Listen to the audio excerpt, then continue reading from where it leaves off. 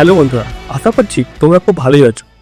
প্রথমেই বলি, আমি মানিক, জানাই welcome to my YouTube channel নিক দ্য ট্রাভেলার। আমরা সবাই কখনো না কখনো অবশ্যই একবার হলেও ভেবেছি বাবা কেদারনাথ দর্শনে যাব, কিন্তু কথাই আছে যতক্ষণ না বাবার ডাক আসে ততক্ষণ যে যাওয়া যায় না। তাই হঠাৎ করেই দিওয়ালির ছুটিতে আমরা গেছিলাম বাবা কেদারনাথের দর্শন। এই জার্নিটাই শেয়ার করবো বলে এই ভিডিও। তবে প্রথমেই বলে রাখি, এই জার্নিটা এতটাই বড় যে একটা ভিডিওতে এটাকে দেখানো সম্ভব নয়, তাই আমি এটাকে একটা সিরিজে পরিণত করেছি। আর এই সিরিজের এটা হচ্ছে প্রথম পর্ব। আর এই পর্বে আমি তোমাদের বলবো যে যদি তোমরা কখনো কেদারনাথ যাওয়ার প্ল্যান করো তাহলে কীভাবে প্ল্যান করবে, কত টাকা খরচ হতে পারে, আর কী কী জিনিস মাথায় রাখতে হবে। এই জার্নিটাতে আমরা ছিলাম তিনজন, আমি, আমার ওয়াইফ আর আমার পক্ষীরাজ অর্থাৎ আমার বাইক। মেনলি এই পর্বে আমি কভার করব যে আমাদের এই জার্নিটার প্রস্তুতি কেমন ছিল বা আমার রুট ম্যাপ কেমন ছিল, যাতে তোমরা খুব সহজেই তোমাদের জন্য একটা পারফেক্ট প্ল্যান তৈরি করতে পারো। যেহেতু আমরা বাইকে করে যাব, তাই আমার মাথায় সবথেকে প্রথমেই ছিল বাইক সার্ভিস করতে হবে। তাই সকাল সকাল উঠে আমি চললাম বাইক সার্ভিস করতে।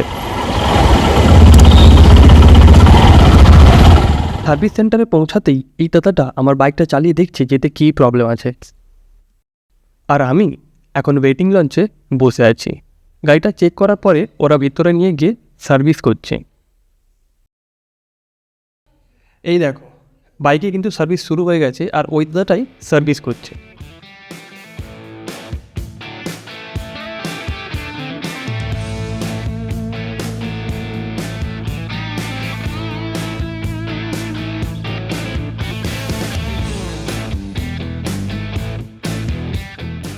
দু ঘন্টা বসে থাকার পরে আমার পক্ষীরাজ এখন একদম রেডি। চলো দেখাই আমার পক্ষীরাজকে কেমন লাগছে।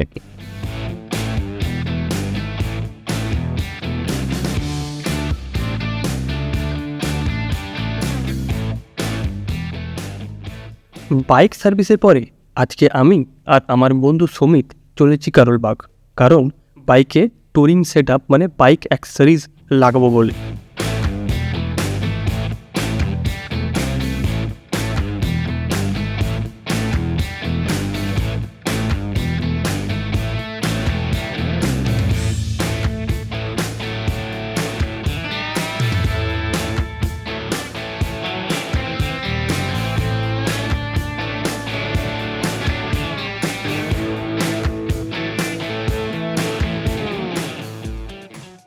প্রায় 1.5 থেকে 2 ঘন্টা ট্রাফিক ভেদ করে আমরা ফাইনালি পৌঁছে গেছি কারোলবাগ।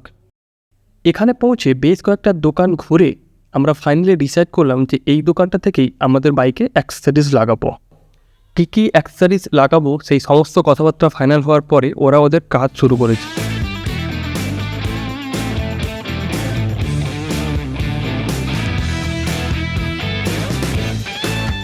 অ্যাক্সেসরিজ লাগানোর আগেই সবথেকে প্রথমে আমি যেটা ভেবে রেখেছিলাম যে আমি লাগাবো একটা টপ র্যাক, তাই এখন সবথেকে প্রথমে ওটাই ইনস্টল করা হচ্ছে।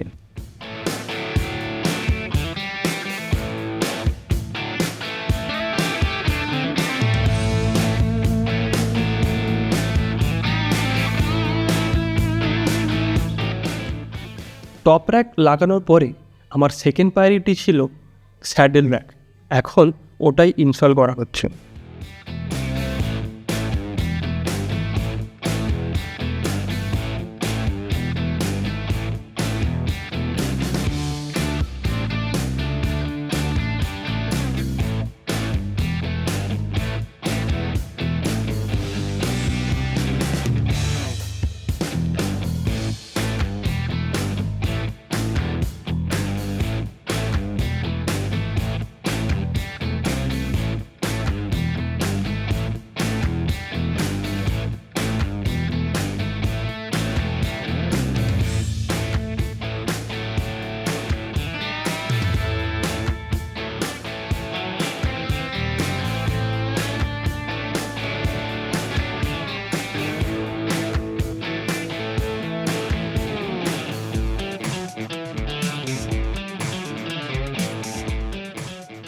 এটা হলো আমার বন্ধু সমিত।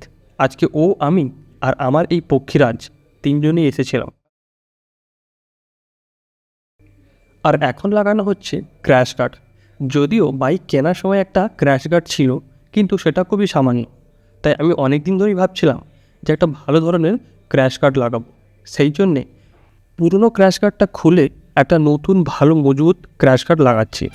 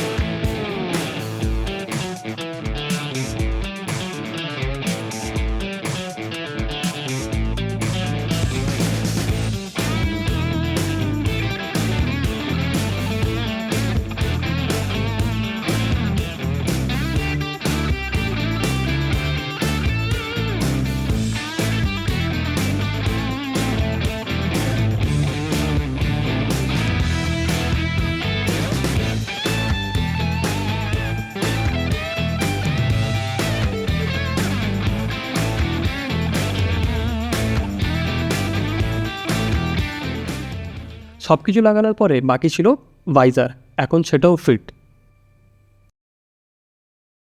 আর সবথেকে লাস্টে লাগালাম ফগ লাইট। এটা ছাড়া টুরিং সেট আপ কমপ্লিটই হতো না।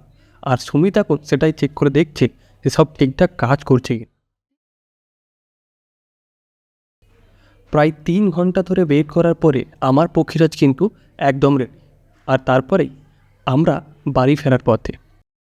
এখন প্রায় মধ্যরাত, ঘড়ির কাঁটা 12টা ছুঁই ছুঁই, কিন্তু রাস্তায় গাড়ি ঘোড়া দেখে মনেই হচ্ছে না যে এটা মধ্যরাত। হয়তো এটা দিল্লি বলেই সম্ভব। রাতের দিল্লি যেন এক মায়াবী পরিবেশের সৃষ্টি করেছে। কি অপরূপ সুন্দর লাগছে, তাই না? মনের ভেতর থেকে একটা কথা বারবার ভেসে আসছে, এই পথ যেন শেষ হয়। তোমরা কিন্তু চোখ সরিও না, দেখতে থাকো দিল্লির এই মায়াবী পরিবেশ।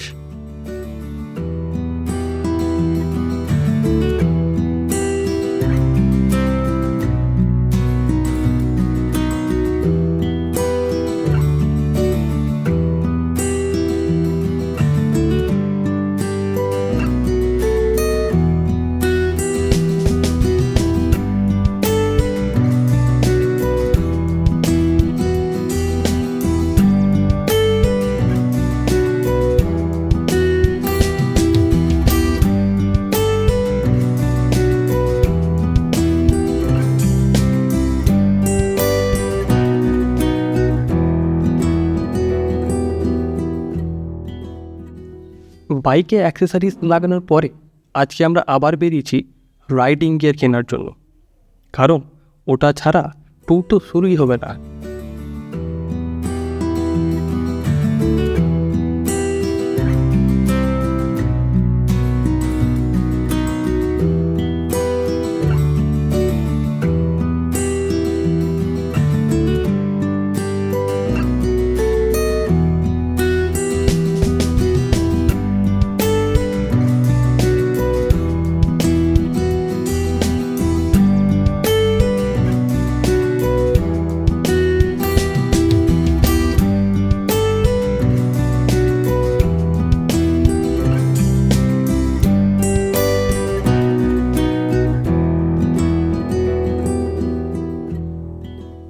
প্রায় 1-1.5 ঘন্টা পরে আমরা পৌঁছে গেলাম গুরগাঁও। এই দোকানটাতে এর আগেও আমি একবার এসেছিলাম হেলমেট কেনার জন্য, আর তখনই ভেবেছিলাম যে আমরা যদি কখনো রাইডিং গিয়ার কিনি তাহলে এখানে আবার আসবো। তবে মেনলি আমরা আজকে এখানে এসেছি দুটো জিনিস কেনার জন্য, এক রাইডিং জ্যাকেট আর হচ্ছে রাইডিং প্যান্ট, কারণ হেলমেট আমাদের কাছে আগে থেকেই ছিল। বেশ কয়েকটা ব্র্যান্ডের জ্যাকেট অ্যান্ড প্যান্ট দেখে আমরা ফাইনালি ডিসাইড করলাম আমরা নেব রাইনক্স এয়ার GT4-এর জ্যাকেট অ্যান্ড প্যান্ট। তো আমরা এখন সেটারই ট্রায়াল দিচ্ছি।